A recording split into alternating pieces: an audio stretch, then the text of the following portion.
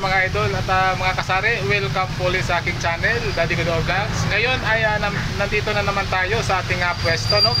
Ito yung ating pritong manok business. And siyempre, kasalukuyan tayong nagluluto, ayan.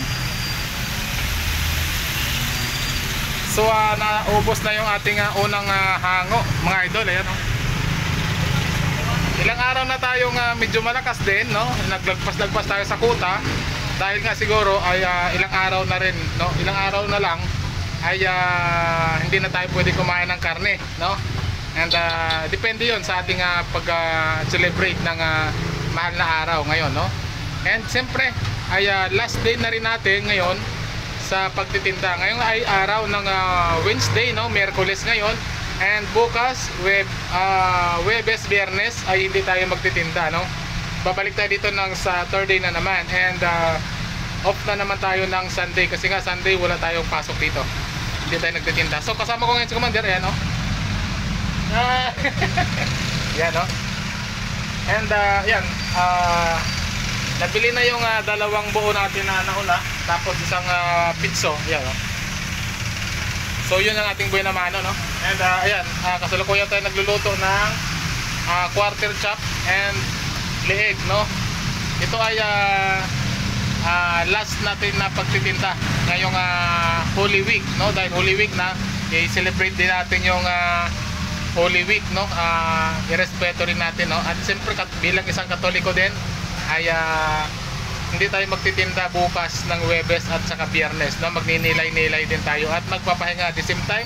Kung mayroon magyaya, pwede rin naman pupunta tayo sa swimming bilang bahagi ng pagpapahinga, no? Mag-relax tayo dahil mahaba-haba itong weekend na ito. And ngayon yan, ipapakita ko lang sa inyo mga idol, yan, dito tayo sa ating pritong manok business, no? Mayroon tayong tinatawag na nakasalang niluluto ngayon, no? And tingnan nyo po yung sa labas, oh, traffic na.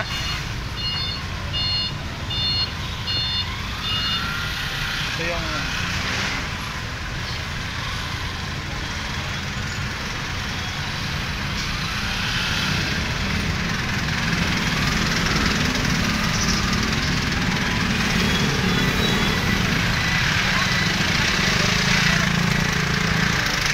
so ito yung ating pwesto, no? Yan. So traffic na mga idol, yan. Ang oras ngayon ay nakarating tayo dito kanina, alas 4 na. Ang oras ngayon ay 4:30 na yata ng hapon, no? And tuloy-tuloy tayo sa pagluluto. Maya-maya marami nang bibili niyan dahil nga kahapon at saka mula pa nung itong week na ito, no, ay maganda yung ating bentahan, no? Dahil sobra tayo sa quota. Siguro nga malakas dahil paparating na yung mahal na araw, hindi na sila kumakain ng karne, ganon. Kaya naman ay sobra-sobra tayo sa quota. Nagpapasalamat tayo na bago tayo magpahinga, no, ng ilang araw ay medyo malakas din ang ating bentahan dito sa ating pwesto. No, kagabi inabot tayo ng alas 11 na ng gabi dito dahil inubos natin yung ating dalang manok lahat-lahat para at least makabawi man lang tayo na makarami tayo, no? Kasi ito ay malakas tayo sa mga panahon na ito. So hinahabol natin yung pagkakataon na yun para at least makabawi tayo ng makabawi dahil hindi naman ganun kalakas yung ating sari-sari store. Hindi na tayo nag-stock ng madami, hindi na rin tayo nagtitinda ng napakarami dahil nga napakarami pa ang kakompetensya natin na mas mababa ang price and may mga puhunan malalaki ang kanilang mga tindahan, no?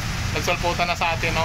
Kaya naglalaylo tayo, dito tayo bumabawi kasi dito ay kahit may katapat tayong medyo malaking pritong manok at saka lechon, ayan, ay malakas pa rin tayo sa kabila ng gano'n, no? Hindi na tayo naapektuhan.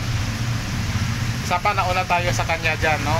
And ngayon ay i-share ko lang sa inyo mga idol, mga sari, na tayo ay last day na dito sa ating pritong manok business, no? So kasama ko si Commander dahil yung anak naming panganay ay walang klase dahil exam nila nung ano ba yun, Merkules ay Martes, Merkules, no? Ay Lunes, Martes yung kanilang exam, no? So ngayon ay Merkules, wala na tayong pasok, wala na silang pasok. So siya na nagbabantay doon sa ating bahay, sa tindahan natin, no. Pero kapag may pasok ay aantayin muna ni Commander yon na dumating bago siya makapunta rito, dahil nga ay kapag rush hour dito mga idol at mga kasari, sabay-sabay ang mga tao, hindi ko kinakaya, lalo na pag may sisig and yung manok, no. Nagluluto pa tayo kasi hindi tayo nag-i-stock ng maraming manok tulad ng iba na talaga nag-i-stock dyan. So kasi ang gusto ng customer ay mainit, kaya alalay lang yung luto natin dito, no, para mainit pa rin ang pagbenta ng sinasigurado natin na bago maubos yan may maluto na naman tayo, kahit mag-antay sila ng medyo saglit lang, ilang minuto, pero at least bagong hango na naman. Hindi tayo nag-i-stock tulad ng iba na nakatambak-tambak dyan, tapos alikabukin lang dyan, mamaya pa mabibenta, no, iinitin, hindi ganon. Tayo ay standard na yan, naluto na, bibenta na lang.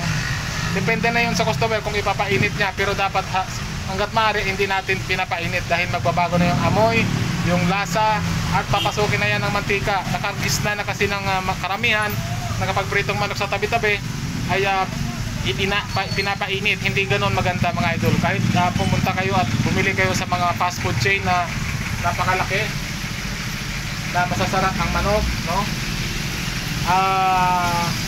hindi maganda kahit iuwi nyo sa bahay nyo at iinitin, no. Kailangan pag serve nila tama lang yung init, din kakainin mo na, ganun na yon, hindi yung iinitin mo pa, mag-iiba yung mga idol, no. So isa yun sa sikreto natin na hindi tayo nag-iinit. Pero kung talagang demand ng customer na gusto niya talagang mainit, pinagbibigyan natin yan mga idol, no, dahil customer yon.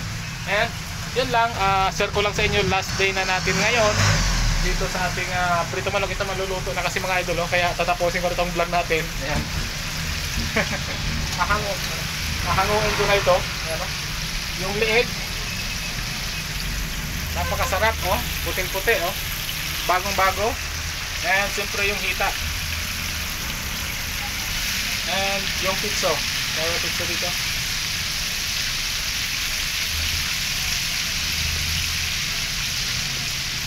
ito malinis mga idol, no? Yan ang gusto ko kasi talaga. And siyempre maluto na yan, no, kaya matatapos na tayo sa pagbablog. So yun lang, update lang na ilang araw tayo, at siyempre magnilay-nilay din tayo, no, dahil nga panahon ito ng Quaresma. So bilang isang Kristiyano ay isang Katoliko ay pinagbibigyan natin yan ng panahon, no. And siyempre kapag may time din, kaya pwede rin tayong kahit pa paano mag-swimming sa malapit lang. And siyempre huwag din natin pa rin kalimutan na panahon na ito ay panahon ng ninilay-nilay sa ating mga kasalanan, no. Kung maaari ay gumawa tayo ng mabuti. Tayo dito ay nakaraang araw pa ay marami tayong tawag dito, kahit pa paano gumagawa tayo ng mabuti, nagbibigay tayo ng kahit maliit lang na bagay, no. So yun lamang mga idol, mga sari, ay update lang, no, sa ating pritong manok business. Ayan. So maraming salamat, mabuhay tayong mga Pilipino. At si Commander, nagre-repack. Bye.